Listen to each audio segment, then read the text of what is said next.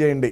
ఇకపోతే ఈడు పచ్చళ్ళు అమ్ముకునేవాడు, బొబ్బట్లు వేసుకునేవాడు, చికెన్ మసాలా, గరం మసాలా, బిర్యానీ సామాన్లు అమ్ముకునేటువంటి వాడు నేను చచ్చిపోతా నేను బతకను నేను చచ్చిపోతా. గుడివాడ అమర్నాథ్ ఏం మాట్లాడుతున్నాడు అనేది ఒక్కసారి మీరు వినండి, మొదలు పెట్టండి. ఒక పప్పు అండ్ బ్యాచ్ అని ఒకటి ఉంది సార్.